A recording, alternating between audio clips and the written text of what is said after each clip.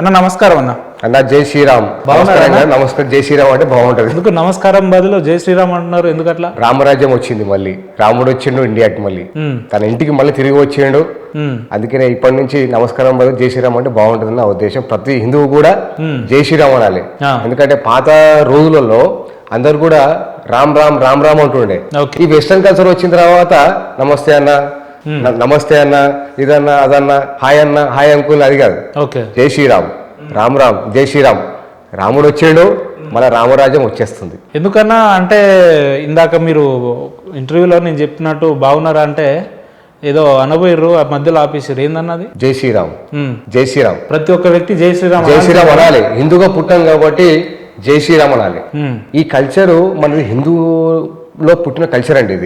ఇది మనము western culture లో నమస్కారం, హాయ్ అంకుల్, హాయ్ అన్న, హలో అన్న, ఇది కాదు.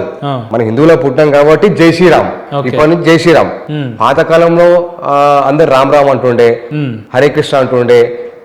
ఆ కల్చర్ మళ్ళీ తిరిగి వస్తుంది ఇప్పుడు మళ్ళా. ఎందుకంటే 500 సంవత్సరాల ఏళ్ళ నుంచి బాలరాముడు తిరిగి వచ్చిండు, తన ఇంటికి మళ్ళా తిరిగి వచ్చిండు. రాముడు ఇంటికి తిరిగి వచ్చిండు కాబట్టి రామరాజ్యం కూడా త్వరలోనే స్టార్ట్ కాబోతుంది. స్టార్ట్ అయిపోయింది. అది మా ద్వారానే స్టార్ట్ అవుతుంది, మా యువకుల ద్వారానే స్టార్ట్ అవుతుంది.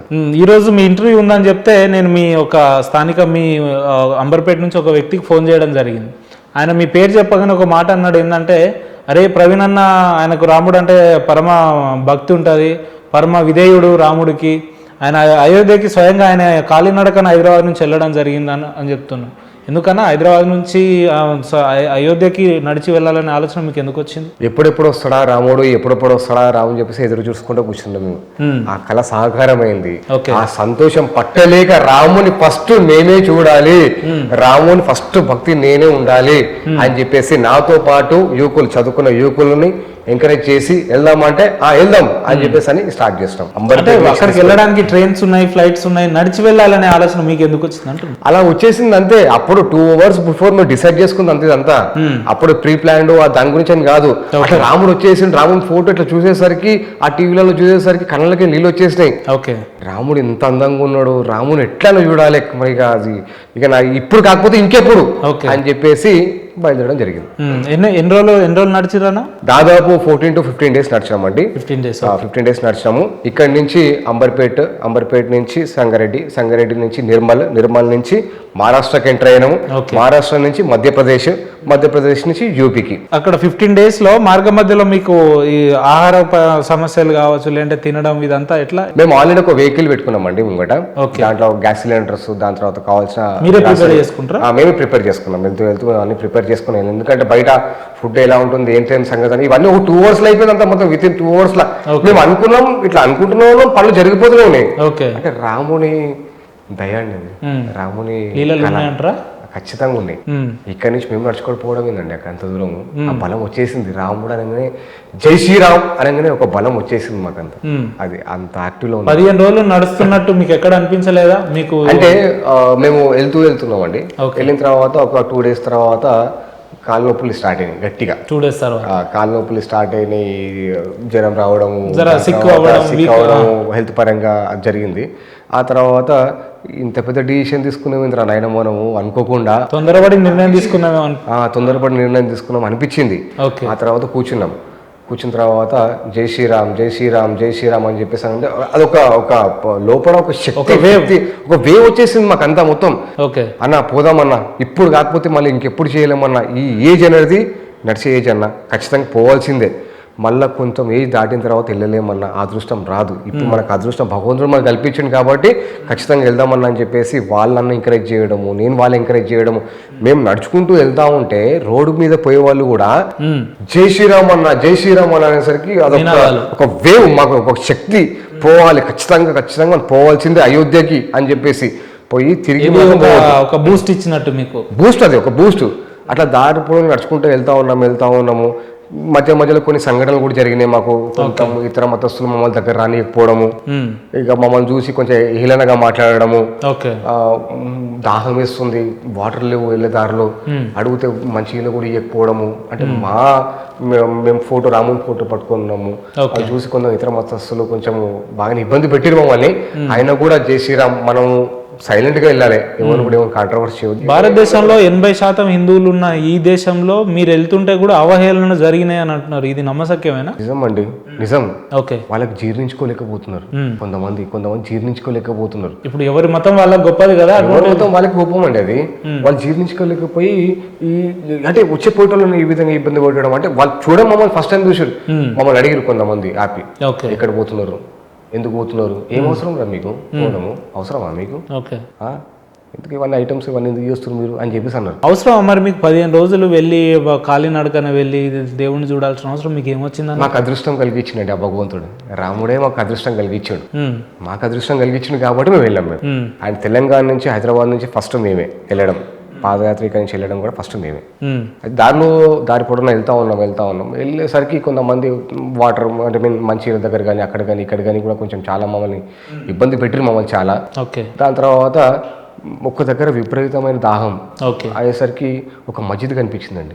ఆ మస్జిద్ దగ్గరికి వెళ్ళేసి వాటర్ అడగాలనా వద్దా ఏం కాదు జై శ్రీరామ్ మస్జిద్ దగ్గర ఏమన్నా కానీ జై శ్రీరామ్ అని పోయినాం. సాప్ బోత్ ప్యాస్ లగ్ రా సాప్ అంటే ఒక ముసలైన పవన్ బయటకు వచ్చి क्या ये किधर जा रहे, सब क्या है, किधर जा रहे అంటే हम लोग राम मंदिर जा रहे सर. अरे राम लल्ला कन जा रहे, ఓ బయట అని చెప్పేసి బయట అడుగు ఉంటుంది, అడుగు మీద కూర్చోబెట్టండి మస్జిద్ బయట కూర్చోబెట్టేసి మంచిగా తీసుకొచ్చిండు, మాకు పండ్లు ఇచ్చిండు, పరాలు ఇచ్చిండు, మాకు మొత్తం చాలా మంచిగా అనిపించిందండి మాకు. అసలు నిజంగా అసలు కొంతమంది ఎలా ఉన్నారంటే వ్యతిరేకించే వాళ్ళు ఉన్నారు, ప్రేమించే వాళ్ళు కూడా ఉన్నారు. ఇతర మతస్థుల ప్రేమించే వాళ్ళు ఉన్నారు, వ్యతిరేకించే వాళ్ళు. ఏమనిపించిందన్న మసీదులో ఆ పెద్ద మనిషి వచ్చి మీకు పళ్ళు పలారాలు మంచినీళ్ళు ఇవ్వగానే? రాముని గురించి నిజంగా ఆయన తెలిసి ఉన్నది కాబట్టే, రాముడు అందరినీ కలుపుకోపోతాడు కాబట్టే ఆయన మమ్మల్ని దగ్గర తీసిండు. రాముని తత్వం ఆయనకు అర్థమైంది కాబట్టి మమ్మల్ని దగ్గర తీసుకున్నాడు ఆయన. మిగిలిన వాళ్ళకి తెలియదు, రాముడి గురించి తెలియదు. యాక్చువల్లీ ఏంటంటే జై శ్రీరామ్ అంటే అది కమ్యూనల్ వర్డ్ కాదండి, అది కమ్యూనల్ వర్డ్ కాదు. అది ఫస్ట్ తెలుసుకోవాల్సింది అదే మెయిన్ గా. జై శ్రీరామ్, జై రామ్, జై శ్రీకృష్ణ అనేది కమ్యూనల్ వర్డ్ కాదు. అది ఏంటంటే జై శ్రీరామ్ అని చెప్పేసి మనం ఎక్కడైతే అన్నామో ఎవరికైతే అర్థమవుతుందో వాళ్ళు రాముని గురించి తత్వం అర్థం చేసుకొని మమ్మల్ని దగ్గర తీసుకుంటారు. ఏందన్నా జై శ్రీరామ్ అంటే ఏంది అసలు? ఎందుకు ప్రతిసారి ఏదైనా మంచి పనులు చేసేటప్పుడు ఏదైనా సభలు పెట్టేటప్పుడు జై శ్రీరామ్ అని అంటా ఉంటారు ఎందుకు? జై అంటే వర్ధిల్లాలి, రాముడు అంటే రాముడు ఆలోచనలు ముంగడికి తీసుకెళ్ళాలి అని చెప్పేసి ప్రతి కార్యక్రమం కూడా ఏ శుభకార్యమైనా సరే జై శ్రీరామ్ అని చెప్పేసి స్టార్ట్ చేస్తాం. అది మీరు రాముడి గురించి ఇంత అనర్గళంగా మాట్లాడుతున్నారు కదా, అసలు దేవుడు ఉన్నాడా అన్న ఈ సృష్టిలో? ఎందుకు లేడండి? మళ్ళీ ఒకసారి అడుగుతున్నా, దేవుడు ఉన్నాడా? పక్కా ఉన్నాడండి, ఉన్నాడు. దేవుడు దేవుడు లేకపోతే ప్రపంచం ఎక్కడి నుంచి వచ్చిందండి? దేవుడు ఉన్నాడు కాబట్టి కదండి. ఇప్పుడు మీరు నేను తల్లి గర్భంలోకి బయటకు వచ్చినాం మనం, ఎవరు పుట్టాం అని చెప్పేసి తల్లిదండ్రులు లేకపోతే ఎట్లా పుడతారండి? అలాగే ప్రపంచం కూడా దేవుడు లేని ప్రపంచం ఎక్కడి నుంచి వచ్చిందండి? దేవుడు 100% ఉన్నాడండి. కొంతమంది ఉంటారు, కొంతమంది ఉంటారు ఏది దేవుడు లేడు, ఏదో షోటప్ చేసుకోనికే, ఏదో కొంతమంది పుట్టకూటి గురించి వాళ్ళు ఏదో మీడియాలో హైలైట్ కావడమో లేకపోతే ఏదో దేవుడి మీద జోకులు వేయడము హైలైట్ కావడము అలాంటివి చేస్తూ ఉంటారు. కానీ అలాంటి విధులకి ఖచ్చితంగా మా హిందువులు కానీ రాముని నమ్మిన వాళ్ళు దేవుని నమ్మిన వాళ్ళు ఖచ్చితంగా సమాధానం ఖచ్చితంగా ఉంటుంది. అయ్యింది కూడా, అది మీరు ఆల్రెడీ కొంతమంది చూసారు కూడా, కొన్ని విషయాలు కూడా చూసారు మీరు.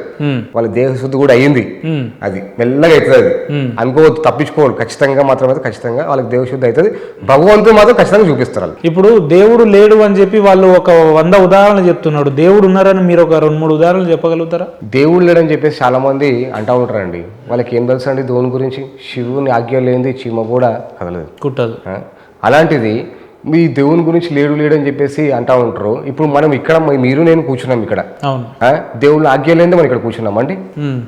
మనం సంతోషంగా ఉంటాం, దేవుడు ఖచ్చితంగా సంతోషంగా ఉంటాడు. ఖచ్చితంగా మనం నడుచుకుంటూ వెళ్తూ ఉంటాము, ఏదైనా సంఘటన జరిగేమో మనం ఆటోమేటిక్గా మనం తప్పించుకుంటాం అక్కడి నుంచి. దేవుడు లేని అన్నీ అయితే మరి అటువంటిప్పుడు యాక్సిడెంట్లు జరిగేటప్పుడు దేవుడు కాపాడాలి కదా, ఎందుకు కాపాడట్లేదు? వాళ్ళ కర్మ అండి, వాళ్ళు చేసుకున్న కర్మ అది. వాళ్ళు భగవంతుడు పెట్టిన కర్మ అది. కర్మ నుంచి కూడా భగవంతుడు తప్పించుకోలేడు. అది అంటే ఎవరు చేసిన కర్మకు వాళ్ళు అనుభవించవలసిందే.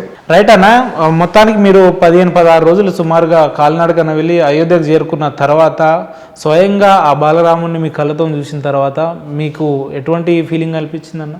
భగవంతుడు మాకు ఆ అదృష్టం కల్పించినందుకు ఫస్ట్ ఆ భగవంతుడు రామునికి కృతజ్ఞతలండి. మాకే అవకాశం కల్పించింది. ఫస్ట్ మేము అక్కడికి వెళ్ళిన తర్వాత అసలు మైమర్చిపోయామండి. ఎప్పుడెప్పుడు చూద్దామా అని చెప్పేసి అని తెల్లవారి అంత చలిలో కూడా స్నానం చేసి అసలు లెక్క చేయకుండా పరిగెత్తుకెళ్ళి అక్కడ పోయి రాముడు చూసేసరికి కళ్ళకి నీళ్ళు వచ్చినాయండి మాకు. రాముడు ఎంత అందంగా ఉన్నాడా, ఎంత అందంగా ఉన్నాడు ఏంది రాముడు అసలు. అసలు నా కళ్ళకి మా అందరి కళ్ళకి నీళ్ళు వచ్చినాయండి. చాలా గర్వంగా ఫీల్ అయినామండి. ఆ రాముడు మాకు అంత అద్భుతమైన దర్శనం ఇచ్చిండండి మాకు. మేమే కాదండి, అక్కడ వచ్చిన వాళ్ళ భక్తులు కూడా అసలు వాళ్ళ కళ్ళకించి నీళ్ళు రావడమే అండి. అలా చూస్తూ ఉండిపోతాం మేము. అంత బాగున్నాడు రాముడు అసలు. నిజంగా అనుకోవచ్చా? మా అదృష్టమే అండి. భగవంతుడు మాకు కల్పించిన అదృష్టం అది. అది మాకే కల్పించిన అదృష్టం అన్న. నేను ఇప్పటి వరకు అయితే ఏ పార్టీలో లేనన్నా నేను. ఇంకోటి ఏంటంటే 500 సంవత్సరాలు ఉన్న చరిత్ర రాముంది. ఇప్పుడు రాముని గుడి కట్టింది సహకారమైంది కళ. అది మోడీకే చెందుతుంది. ఆ మోడీకి ఎప్పుడు రుణపడి ఉంటాం మేము. భారతదేశ హిందూ ప్రజలంతా కూడా ఆయనకు రుణపడి ఉంటాం. ఖచ్చితంగా రుణపడి ఉంటాం. ఆయన ఏ పార్టీ అని చెప్పేసి మేము చూడలేదు ఎప్పుడు నేను. కానీ మోడీకి మాత్రం అయితే నా పాదాభివందనం ఉంది. మోదీ గారికి మోడీని బాగా పొగుడుతున్నారు. రాబోయే రోజుల్లో పార్టీలోకి ఏమైనా వెళ్ళే అవకాశాలు ఉన్నాయా? తప్పకుండా వెళ్తా అండి. అవకాశం వస్తే మాత్రం ఖచ్చితంగా వెళ్తాను. ఎందుకంటే మా ఫాదర్ కూడా పొలిటికల్లో ఉన్నాడు. ఆయన కూడా ఎంపీగా పోటీ చేసిండు, ఎమ్మెల్యేగా పోటీ చేసిండు. ఇలా మా నాన్నగారు కూడా పొలిటికల్లో ఉన్నాడు. మా ఫాదర్ కూడా పొలిటికల్ ఉన్నాడు. కాబట్టి ఖచ్చితంగా నేను కూడా పొలిటికల్లో వస్తే అవకాశం వస్తే, మంచి అవకాశం వస్తే. ఎప్పుడు వస్తుంది అవకాశం? ఇంకా రాలేదు. తొందరలో వస్తుంది విషయం. వస్తుంది, ఖచ్చితంగా వస్తుంది. అది కూడా భగవంతుడు అనుకుంటే మాత్రం ఖచ్చితంగా వస్తుంది. ఎందుకంటే రాముడు అనుకుంటే మాత్రం ఖచ్చితంగా వస్తుంది. అన్న, యువ ప్రవీణ్ ముదిరాజ్ అనే వ్యక్తి అంబర్పేటలో ఏ వ్యక్తిని అడిగినా కూడా రోడ్డు పక్కన వెజిటేబుల్స్ అమ్ముకునే వ్యాపారాల దగ్గర నుంచి పెద్ద పెద్ద బడాబాబుల వరకు అంబర్పేటలో మీరంటే కొంత సుపరిచితులు, అందరు కూడా మిమ్మల్ని గుర్తుపడతారు. మీ వయసు చూస్తే నాకు తెలిసి ఒక 40+ ఉండి ఉంటుంది. ఇంత చిన్న వయసులో మీకు అది ఎట్లా సాధ్యమైందన్న? నేను యాక్చువల్లీ ఏంటంటే నేను విలేకర్. నేను సో జనాలలో ఎక్కువ నేను కలిసి ఉంటాను అన్నమాట. నేను వాళ్ళ కష్టాలు వాళ్ళ సుఖాలు అన్ని వింటా ఉంటాను నేను. అట్లా చాలా మందిని కూడా పరిచయం. నేను దాదాపు ఒక 10-15 years నుంచి నేను ఇదే ఫీల్డ్లో ఉన్నా కాబట్టి, మీడియా ఫీల్డ్లో ఉన్నా కాబట్టి, సో అందరు కూడా నాకు అందరు పరిచయాలండి. ప్రతి రాజకీయ నాయకుడు కానీ మిగిలిన పేద ప్రజలు వాళ్ళ కష్టాలు వస్తే నా దగ్గర రావడం, వాళ్ళకి అన్న మాకు ఈ కష్టం వచ్చిందన్న అని చెప్పేసి అంటే దానికి ఏ విధంగా మనం పరిష్కారం చేయాలి అని చెప్పేసి వాళ్ళతో కాలం గడపడం, అంటే మేము టైం గడపడం వాళ్ళతోని అందరికి బాగా పరిచయం అండి అందరు. రైట్ అన్న. అందరు ఇప్పుడున్న సొసైటీని మనం చూసుకుంటే మన కుటుంబం, నేను, నా వాళ్ళు, మన కుటుంబం, నా వరకే అన్నట్టు స్వార్థంగా ఆలోచించే రోజులలో ఎవరన్నా ముఖం తెలియని వ్యక్తులు ఆపదాన్ని మీ ఇంటి ముందుకు వస్తే వాళ్ళకి తగినంత ఆర్థిక సాయం కావచ్చు, మీ నుంచి ఎవరికైనా ఫోన్లు చేయడం కావచ్చు, ఇటువంటి చేస్తూ ఉంటారు అని విన్నాం. ఎందుకు అందరి లెక్క నాకెందుకు లేని చెప్పి అందరి లెక్క వెళ్ళిపోవచ్చు కదా, మీకు ఎందుకు ఈ ఇబ్బందులు? ఇది మా నాన్నకి జాలిగుణమండి. మా నాన్నకి అదే గుణం నాకు వచ్చింది మళ్ళీ. ఆ గుణంతో ఎవరు ఏ సాయం అడిగినా కూడా నాకు తోచినంత, నాకు శక్తి ఎంతైతే నాకు అవుతుందో అంత నేను చేస్తా అండి. అది ధనం రూపంలో కాకుండా కూడా ఏ రూపంలో అయినా సరే వాళ్ళకి ఏదో ఒక విధంగా మాత్రం అయితే ఖచ్చితంగా సాటిస్ఫై చేస్తా అండి. నేను పొట్టి చేతులతో ఖచ్చితంగా. ఇక్కడ మీ నాన్నగారి నుంచి మీరు ప్రాపర్ ఎక్కడన్నా? మీరు హైదరాబాద్ అండి. ఫస్ట్ నుంచి హైదరాబాద్ అండి. అంబర్పేట నుంచి కూడా అంబర్పేట మా హైదరాబాద్. మా ముత్తాతలు కూడా. ఏం చేస్తుండేవారు? ఫాదర్ వచ్చేసి సీనియర్ జర్నలిస్ట్. ఆయన సీనియర్ జర్నలిస్ట్ అప్పుడే 1980s లో senior journalist. Mother house wife. ఎంతమంది పిల్లలన్నా మీరు? మేము మొత్తం 4 అండి. నేను పెద్దవాడిని, ఆ తర్వాత చెల్లెలు అడ్వకేట్, తమ్ముడు ఆయన సైకాలజిస్ట్. అయినా ఫ్యామిలీ అంతా వెల్ సెటిల్డ్. చిన్న చెల్లెలు మ్యారేజ్ అయింది. అందరు కూడా మ్యారీడ్ మొత్తము. మీకు ఎంతమంది పిల్లలు? నాకు 2 పిల్లలండి. ఏం చేస్తారు వాళ్ళు ఇప్పుడు? వాళ్ళు ఇప్పుడు 6th and 7th class చదువుతున్నారండి. అంటే వాళ్ళని కూడా మీ లెక్కనే పెంచుతున్నారా? ఎవరైనా ఆపద వస్తే వాళ్ళకు సహాయం చేయాలనేటట్టుగా పెంచుతా అండి. దేశం నాదండి. భారతదేశంలో ప్రతి ఒక్కరికి కూడా నా మనుషులే అండి. నా తోడబుట్టిన వాళ్ళు అంతా మొత్తం భారతదేశంలో పుట్టిన వాళ్ళు అందరూ తోడబుట్టిన వాళ్ళే. ఎందుకు సాయం చేయొద్దండి? ఖచ్చితంగా చేస్తాను సాయం. అంటే మీకు అది మొదటి నుంచి వెన్నతో పెట్టిన విద్య కాబట్టి ఆ రకంగా ఉట్టరమంట, అంతేనా? అంటే నాకు సాయం చేయడంలో తృప్తి నాకు దీంట్లో కలగలేదండి.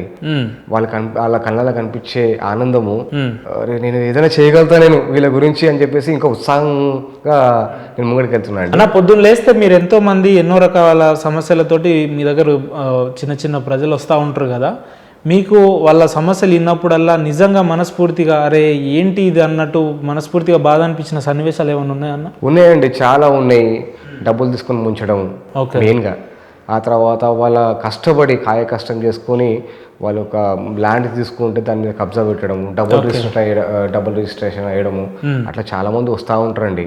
నేను వాళ్ళు లీగల్గా నేను సజెస్ట్ చేస్తాను. అండ్ దట్టు ఏంటంటే మా మిస్సెస్ కూడా హైకోర్టు అడ్వకేట్ అండి.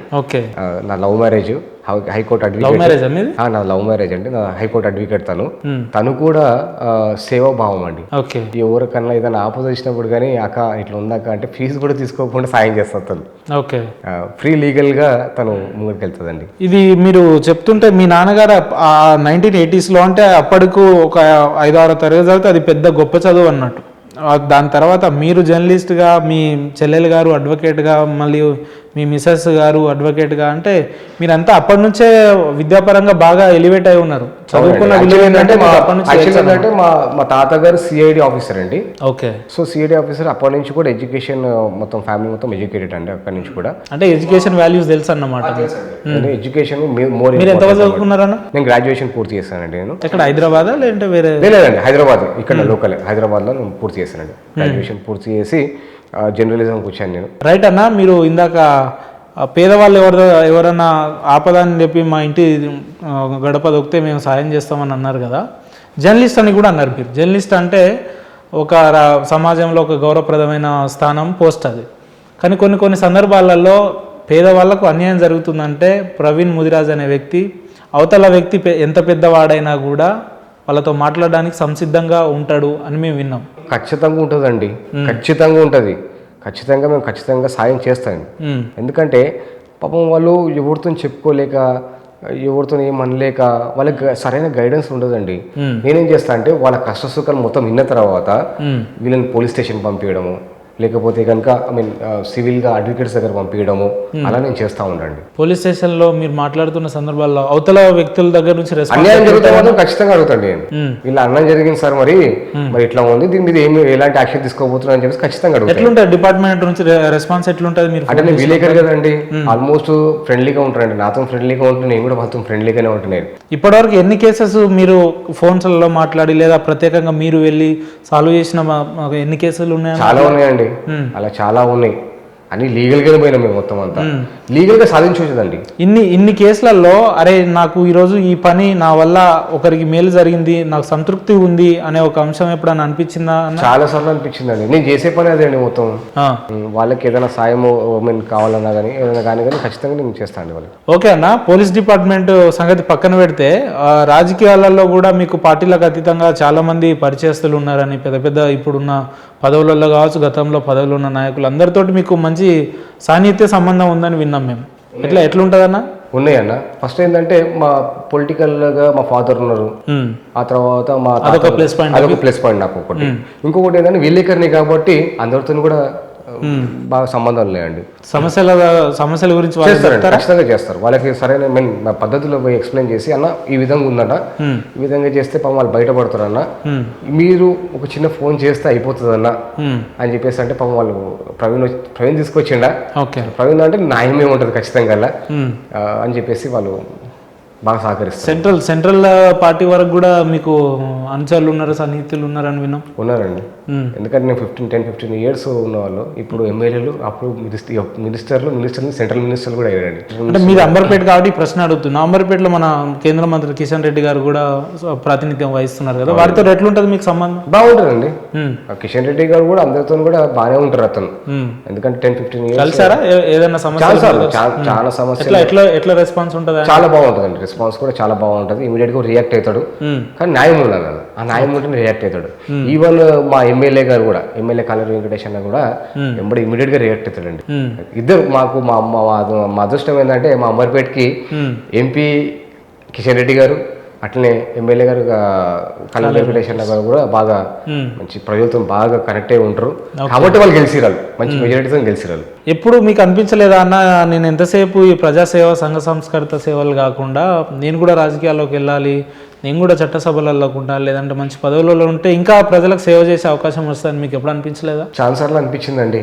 కాకపోతే ఆర్థికంగా నేను కూడా చూసుకోవాలి కదండి. యాక్చువల్లీ ఇప్పుడు ఏంటంటే రాజకీయాలు ఏంటంటే రాజకీయాలు అంటే ఒక బిజినెస్ సార్. ఓకే. రాజకీయాలు కూడా బిజినెస్ ఇప్పుడు మొత్తం అంతా. డబ్బులు ఉన్నోడే రాజకీయం చేయాలి అని. ఎందుకంటే జనాలు కూడా డబ్బులకు బాగా అలవాటు పడిపోయారు. డబ్బులు లేకుండా ఓట్లు వేస్తలేరు. అంటే దాంట్లో మంచి వాళ్ళు కూడా ఉన్నారండి, దాంట్లో తీసుకునే వాళ్ళు కూడా ఉన్నారు, తీసుకొని మాత్రం తీసుకునే వాళ్ళు కూడా చాలా మంది ఉన్నారు. సో డబ్బు బిజినెస్ అండి. ఇప్పుడు రాజకీయం ఒక బిజినెస్ అయింది. అప్పుడు రాజకీయం వేరే, మా ఫాదర్ చేసిన మా తాతగారు చేసిన రాజకీయాలు వేరే ఉంటుండే. వాళ్ళు ఎన్నో ఏళ్ళుగా రాజకీయాల్లో ఉన్నా కూడా ఒక సొంత ఇల్లు కొనలేని పరిస్థితి. కానీ ఇప్పుడు ఏంటంటే రాజకీయం అంటే ఒక బిజినెస్ అండి. చిన్న కార్పొరేటర్లు కూడా పెద్ద పెద్ద లక్షల కోట్లు పెట్టుకోవాలి. లక్షల కోట్లు పెట్టుకున్నోడే రాజకీయానికి వస్తున్నారు.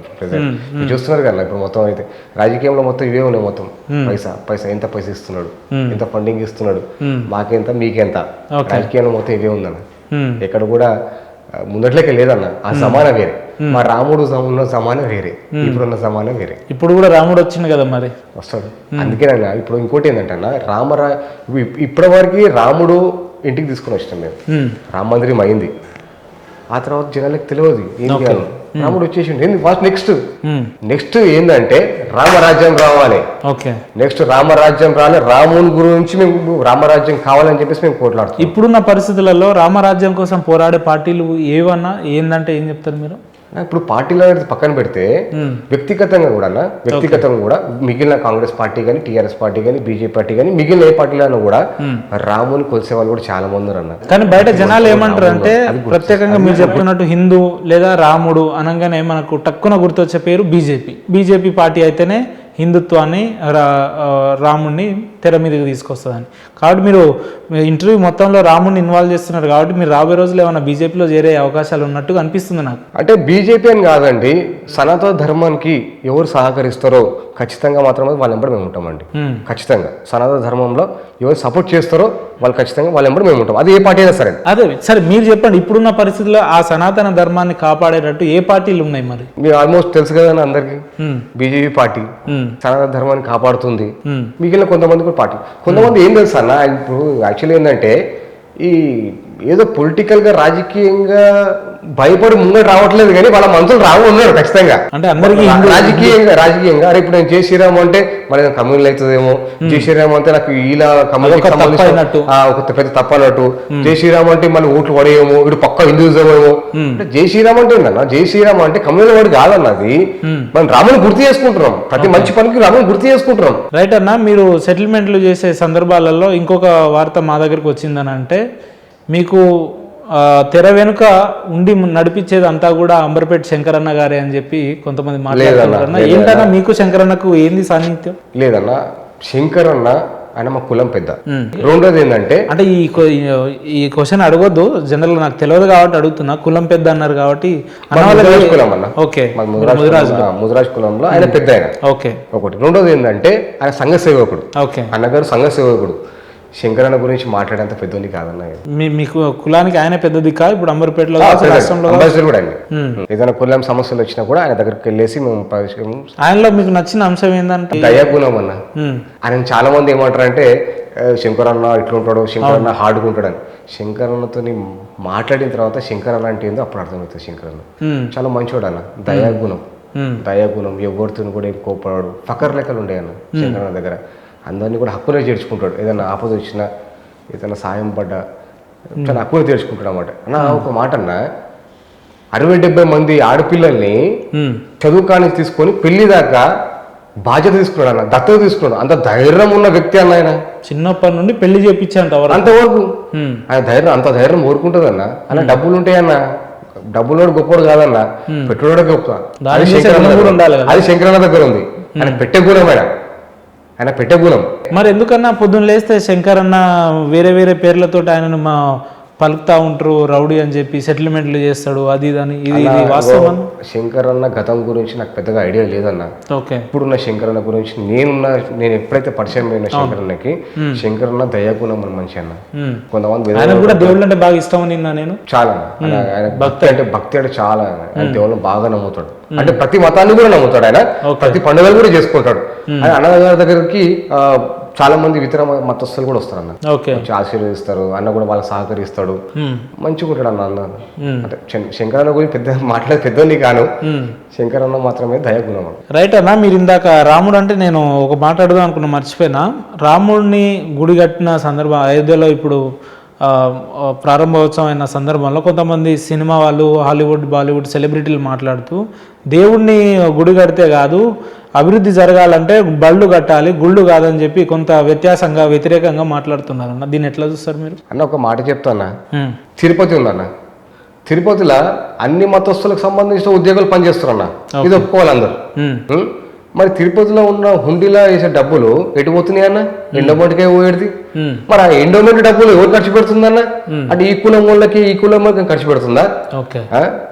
మన ఇది కాలేజీలు కట్టించింది, అన్నదానాలు చేస్తా ఉంటది, మరి ఇన్ని చేస్తా ఉంటది. మరి ఈ కులానికి ఆ కులానికి అని చెప్పేసి ఎట్లన్నా ప్లేస్మెంట్ దొరికింది, చదువు ఇస్తుంది ఎండోమెంట్ నుంచి డబ్బులు వచ్చే డబ్బులతోని. మిగిలిన ఏంటంటే ప్రజలకి కావాల్సిన సదుపాయాలు తీరుస్తా ఉంది. మరి ఇంకేందన్నా? అంటే మన రాముడు గుడి ఒకటే ఉంటుంది అన్న, ఇక వేరే ఉండే అన్న, ఇక వేరే మతస్థులకు సంబంధించిన ఏముండే? మరి మా పంతులకు జీతాలు ఉండే మరి ఇది అన్యాయమే కదన్నా ఇది. ఇంకెన్ని రోజులన్నా భరించాలి ఇంకా మేము కూడా, అందరూ సమానంగా ఉండాలి. రామరాజ్యం అంటే ఏందన్నా, రామరాజ్యంలో కూడా అన్ని మతాలు అన్ని కులాలు అందరు బాగుండాలి, అదే రామరాజ్యం అన్న. అది అంటే ఇప్పుడు హిందువులంతా కూడా ఏకం అవ్వాల్సిన పరిస్థితులు వచ్చినాయి అంటారా అన్న? ఏకం కావాలి కదన్న, మరి ప్రతి హిందువుడు కూడా ఏకం కావాల్సిందే. ఇప్పుడు ఎగ్జాంపుల్ గానీ ఒక మాట్లాడుతాం మిమ్మల్ని, ఇప్పుడు మన చాన్మార్కి పోతాం, ఆడ అనుకోని సంఘటన జరిగింది, వాళ్ళకి మనకి జరిగింది, బయటికి వెళ్తాం అన్న, వాళ్ళందరూ ఒకటైతారు. ఇంకొకటి మన చర్చికి వెళ్తాం, అక్కడ అనుకోకుండా జరిగింది, వాళ్ళందరూ ఏకం కారా అన్న? మరి భారతదేశంలో 80% మన హిందువులో ఉన్నారు, మరి ఎందుకు ఏకం కావద్దన్న? ఖచ్చితంగా కావాలి. ఇప్పుడు రోడ్డు మీద పోతుంటాడు అన్న, మరి ఎందుకు కూడా అన్నాడు, పక్క ఎందుకు కూడా చూసుకొని పోతాడు, నాకెందుకు రాలేదు అని చెప్పేసి, నాకు ఇక్కడ అనుకుంటుంది అని చెప్పేసి. ఇలాంటి పరిస్థితుల్లో మనం ఉన్నామన్నా, నరేంద్ర మోడీ వచ్చిన తర్వాత నిజంగా చెప్పాలా గంట ఎగరేసుకొని చెప్పొచ్చు అన్న, మేము హిందువులు అని చెప్పేసి గర్వంగా చెప్పుకోవచ్చు. అన్న మీ పేరు ప్రవీణ్ ముదిరాజ్ కదా? అవునన్నా. ముదిరాజులు ఏందన్నా, ముదిరాజుల ప్రత్యేకత అంటే ఏం చెప్తారు మీరు? అన్న ముదిరాజులు అంటే మేము చేపలు పడతాం అన్న, సముద్రం లోతులోకి వెళ్ళేసి చేపలు పట్టుకొని వస్తాం మేము, అంత గుండె ధైర్యం ఉందన్న. అదే మాకు ఎవరైనా కీడు తలబెట్టాలని కూడా పెద్ద మనసు చేసుకొని వాళ్ళకి సాయం చేస్తామన్న, అదే ముదిరాజు కులం. అంటే పెట్టే గుణం ఉంటుందా మీకు? మమ్మల్ని యాద ముదిరాజు షేర్ ముదిరాజు అంటాం మమ్మల్ని. అంటే దాని అర్థం ఏందన్న? అంటే ఆపద వచ్చినా కూడా ఫస్ట్ మేము వెళ్ళి పడతాం అన్న. ఓకే, అది ఎవరికైనా ఆపద వస్తే కులం చూడమన్నా, కులం చూడం, వాళ్ళ గుణం కూడా చూడం. మేము ఆపద వచ్చిన మాత్రం అయితే ఖచ్చితంగా మా శత్రువు అయినా సరే ముంగడికి వెళ్ళేసి వాళ్ళ దగ్గరికి వెళ్ళేసి వాళ్ళకి కలిగిన సాయం మేము చేస్తామన్న. అన్న ఇంతసేపు మన ఇంటర్వ్యూలో మీరు హిందువుల గురించి చాలా అనర్గళంగా మాట్లాడారు కాబట్టి ఒక ప్రశ్న అడుగుతా. నేను ఒక వీడియో చూసిన, ఆ వీడియోలో అందరూ భారత్ మాతాకి జై అనే స్లోగన్ ఇస్తుంటే ఒక వ్యక్తి ఇవ్వకుండా నేను హిందుస్థాన్కి జై అంటేనే ఇస్తా, భారత్ మాత అంటే ఇవ్వను అన్నట్టు మాట్లాడినన్న. అటువంటి వాళ్ళు కూడా ఈ భారతదేశంలో ఉన్నారు కదా, అటువంటి వాళ్ళకి మీరు ఏం చెప్తారన్న? అన్న మొన్న ఒక వీడియో చూస్తామన్న, దాంట్లో ఒక దేడిది మగ్గాడు పిచ్చోడు అవలగాడు, ఆడు ఏమంటాడంటే మీరు చచ్చిపోయిన తర్వాత మీరు గంగలో పోయి బొక్కలు కలుపుతారని చెప్పేసి అంటున్నాను. వానికి ఏం తెలుసు దానికి? మేము చనిపోయిన తర్వాత మా శరీరాన్ని అగ్నికి ఆహుతి ఇస్తున్నామన్నా, ఆహుతి ఇచ్చిన తర్వాత మా బొక్కలు గంగ దాంట్లో కలుపుతున్నాం, మేము గంగ నది కలుపుతున్నాం మేము, అది మాకున్న సంబంధం. ఆ పిచ్చోనికి ఏం తెలుసు అన్న? అసలు సంస్కృతి గురించి ఏం తెలుసు వీళ్ళకి, హిందూ గురించి ఏం తెలుసు, దాంట్లో ఏమేమి ఉంటే సంగతి ఏం తెలుసు అన్న వాళ్ళకి? ఇట్లాంటి పిచ్చి పిచ్చి మాటలు మాట్లాడదాం మాత్రమైతే ఊరుకోవడం లేదన్న, ఖచ్చితంగా మాత్రమైతే మా స్టైల్లో మాత్రం ఖచ్చితంగా సమాధానం చేస్తాం. ఎందుకు హిందుత్వాన్ని వ్యతిరేకిస్తే ఇక అంటే దాడి కాబట్టి నువ్వు అన్న ఒకటి వాళ్ళ కులస్తుల వాళ్ళ మతాలకు వాళ్ళు ప్రేమించుకుంటారన్న, మా మతం నేను ప్రేమించుకుంటాను తప్పే. సరే అన్న, మీరు ఇంత హిందూ అంటున్నారు కాబట్టి ఒక ప్రశ్న ఇస్తా. మీ దగ్గర ఆపదాన్ని వచ్చిన వ్యక్తులలో కులాలకు అతీతంగా, ప్రాంతాలకు అతీతంగా, వ్యక్తులకు అతీతంగా వస్తుంటారు కదా, అందులో ముస్లింలు కూడా ఉంటారు, క్రిస్టియన్లు కూడా ఉంటారు. ఓన్లీ మీరు హిందువులకే హెల్ప్ చేస్తారా అన్న? ఫస్ట్ ఆఫ్ ఆల్ నేను చెప్పేది ఏం తెలుసా అన్న, నేను ఏ కులానికి ఏ మతానికి వ్యతిరేకం కాదన్న. నేను ఓకే, సాయం అనేది ప్రతి కులానికి ప్రతి చాలా తెలివిగా మాట్లాడుతున్నారు. నా ప్రశ్న ఏంటంటే, నాకు ఆపద ఉందని వచ్చిన ముస్లింకి మీరు సాయం చేస్తారా? నాకు ఆపద వచ్చిన అని చెప్పి వచ్చిన ఒక క్రిస్టియన్కి మీ వంతు సాయం మీరు చేస్తారా? ఓన్లీ హిందువులకే చేస్తారా? లేదన్న, సాయము ఆపద అనేది ప్రతి మతానికి ఒకటే అన్న.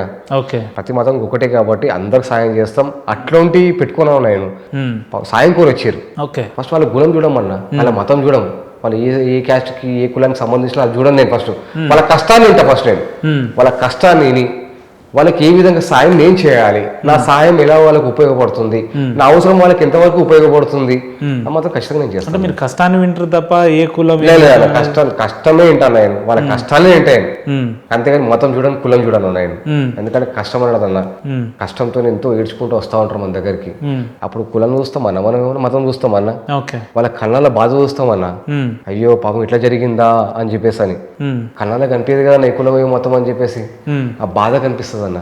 ఆ బాధను చూసి ఖచ్చితంగా సాయం చేయాలనిపిస్తుంది. రైట్ అన్న, మీ దగ్గర ఆపదని చెప్పి చాలా మంది వస్తుంటారు కదా, ఆ మనుషుల దగ్గర మీరు చందాల రూపంలో వసూలు చేస్తారు అనేది కూడా కొంతమంది మాట్లాడతారు అన్న. మీకు ఉంటారు ఎదుగుతా ఉంటే మాత్రం రాళ్ళు మాత్రం ఖచ్చితంగా కొడతారు అన్న. ఓకే, ఎదుగుతా ఉంటే ఖచ్చితంగా రాళ్ళు కొడతారు. అది ఎదుగుకుండా రాళ్ళు కొడతారు. అంటే ఒక మనిషి ఎదుగుతా ఉంటే ఇప్పుడు చూడన్న జనరల్ గా ఇప్పుడు మన ఇంట్లో కూర్చున్నాం, పక్క కూడా ఏమంటాడంటే ఈడు ఎప్పుడు ఇంట్లోనే ఉంటాడు, ఈడు బయటకు వెళ్ళాడు, ఏం పని చేయడు, దద్దమ్మ అని చెప్పేసి అంటారు. అదే వాడు బయటకు వెళ్ళేసి మంచి జాబ్ చేసుకుంటే బాగా సంపాదిస్తూ ఉంటే అప్పుడు కూడా మాట్లాడతారు. అంటే మంచి చేస్తే మాట్లాడతారు, చెడు చేస్తేనే మాట్లాడతారు. మాట్లాడడం మాత్రం కన్ఫామ్ వాళ్ళు అలవాటు అన్న. అట్లా కూడా నేను పట్టించుకోనన్నా. చాలా మంది ఉంటారు పైసలు వస్తుంది అవన్నీ కాదన్న, అవన్నీ వేస్ట్ మాటలు అవన్నీ మొత్తం అంతా. ఎందుకు చేస్తాం మనం, మాకేం అవసరం అన్న. ఇప్పుడు ఒకరు సాయం గురించి మన దగ్గరకు వచ్చారు, వస్తే వాళ్ళకి ఒకటే చెప్తా నేను, లీగల్ గా పోవన్నా. మా మిస్సెస్ అడ్వకేట్, ఆమె ఫ్రీగా మాకు కౌన్సిలింగ్ చేస్తుంది, ఫ్రీగా లీగల్ పాయింట్స్ చెప్తా ఉంటుంది తనకి. ఇంకోటి ఏంటంటే పోలీస్ స్టేషన్ పోమంటాము. ఇంకేముందా, పైసలు ఎక్కడ ఖర్చు అవుతాయి మరి? చాలా మంది అని చెప్తున్నా, చాలా మంది అనుకుంటారు అన్న, విధవలు అనుకుంటారు అవన్నీ మొత్తము అన్న. మన అసలు దందాలు మన దగ్గర లేవన్నా. వస్తే మాత్రం ఖచ్చితంగా సాయం చేస్తా అన్న, ఖచ్చితంగా చేస్తాను. వాళ్ళకి అవసరం ఎక్కడ వరకు నా అవసరం ఉందో, వాళ్ళకి ఎక్కడైతే వాళ్ళ అవసరానికి నేను ఎక్కడికైతే ఉపయోగపడుతుందో ఖచ్చితంగా నేను సాయం చేస్తాను. అవి కొంతమంది అంటారన్నా పైసలు వసూలు చేస్తారని చెప్పేసి అని, ఎంతమంది అంటారో వాళ్ళు విజ్ఞతగా వదిలేస్తాను. మరి ఎందుకన్నా మీరు ఇంత నీతిగా నిజాయితీగా వాళ్ళ సమస్య పరిష్కారం కోసం మీరు కష్టపడుతున్నట్టయితే, ప్రవీణ్ అనే వ్యక్తి సెటిల్మెంట్ చేస్తాడు, దందాలు చేస్తాడు, వాళ్ళ ఆపదనే ఈయన ఆసరగా తీసుకొని పైసలు వసూలు చేస్తాడు అని కొంతమంది మాట్లాడతారు కదా. మరి ఒక మాట చెప్పాలన్నా, ఒక మాట ఏంటంటే అన్న, సెటిల్మెంట్లు చేస్తే కనుక నా మీద 100 కేసులు ఉంటాయి. రైట్, 4-5 బిల్డింగ్లు ఉంటాయి, ఒక 5-6 కార్లు ఉంటాయి, మెర్సిడీస్ కార్లు, బెంజ్ కార్లు, BMW కార్లు ఉంటాయి. మరి ఎక్కడున్నాయన్న మన దగ్గర? సాయం చేసే గుణమే అన్న, అదే పెద్ద గుణం, అదే పెద్ద ఆస్తి నాది, అదే పెద్ద ఆస్తి నాది అన్న. ఒకసారి మా ఇంటికి మా అంబర్పేట రాన్న, మాది కామన్ ఇల్లు అన్న. మీరు ఇంటికి వస్తే చాయ్ పెట్టించేంత కెపాసిటీ మా దగ్గర ఉంది. అది ఇక తాతలు సంపాదించిన ఆస్తులు అంటే తాతలు సంపాదించింది మాత్రం అయితే చెప్పలేము. అవి తాతలు మన ఫాదర్లు సంపాదించిన ఆస్తులు ఉన్నాయన్న. అంతేగా మేము సెటిల్మెంట్ చేసేది ఇక్కడ కూడా సంపాదించలేము మనం. మేము ప్రతి ఒక్కరికి వస్తే కూడా సాయం చేస్తాం మనం. సెటిల్మెంట్ వల్ల మేము సెటిల్మెంట్ కాదన్న, అది వాళ్ళ బాధలు చెప్పుకోవడానికి వస్తారు మన దగ్గర. వచ్చినప్పుడు తిరిగి ఖచ్చితంగా సాయం చేస్తాయి. ఇంత అంబర్పేటలో ఇన్నేళ్ల ప్రజాసేవలో ఉంటూ సంఘ సంస్కర్తగా పేరు పొందిన మీరు, అంటే నేను చాలా మంది ఇంటర్వ్యూ చేస్తున్న సందర్భాలలో ఏదన్నా ఒక చిన్న ఎలిగేషన్ మేము వెతుకుతూ ఉంటాం, కానీ మీలో కావాలని ఏదో కెమెరాల ముందని కాకుండా కూడా వ్యక్తిగతంగా మీ మీద చిన్న ఆరోపణలు కూడా లేదన్న చెప్పడానికి వాస్తవంగా. అటువంటిది ఇన్నేళ్లుగా ఒక్క ఆరోపణ లేకుండా మీరు ప్రజా జీవితంలో ఉన్నారు అని అంటే, అటువంటి మీకు అంతిమంగా మీ జీవిత లక్ష్యం ఏందనంటే ఏం చెప్తారన్న? అన్న ఇప్పటి వరకు అయితే భగవంతుడు ఆయన ఆశీర్వాదం మాకు ఉందన్న, మా కుటుంబ సభ్యుల ఆశీర్వాదం అందరికి ఉంది. నేను ఒక జర్నలిస్ట్, నేను ఫ్రీగా నా భార్య సర్వీస్ చేస్తుంది అడ్వకేట్గా. మా ఫాదర్ సీనియర్ జర్నలిస్టు, ఆయన కష్టపడి సంపాదించుకొని సీనియర్ జర్నలిస్ట్గా 10 మంది సాయం చేసిండు. మా చెల్లెలు అడ్వకేటు, మా తమ్ముడు కూడా సైకాలజిస్టు, అందరూ సాయం చేసే గుణం అన్న. నిజంగా ఏంటంటే మాకు ఇంకా బాగా ఒక నలుగురు సాయం చేయాలని చెప్పేసి మేము అదే ఉద్దేశంతో ఉన్నామన్న. రాబోయే రోజుల్లో రాజకీయాల్లోకి వచ్చే అవకాశాలు ఉంటాయా? మేము ఒక రాజకీయ నాయకుడిగా చూడబోతున్నామా ప్రవీణ్ ముదిరాజ్ గారిని? ఖచ్చితంగా అవకాశం వస్తే మాత్రం ఖచ్చితంగా. ఇప్పుడు నలుగురు సాయం చేస్తున్నాను నేను, రాజకీయాలకు వచ్చి ఇంకొక 10 మంది సాయం చేయగలుగుతాను నేను.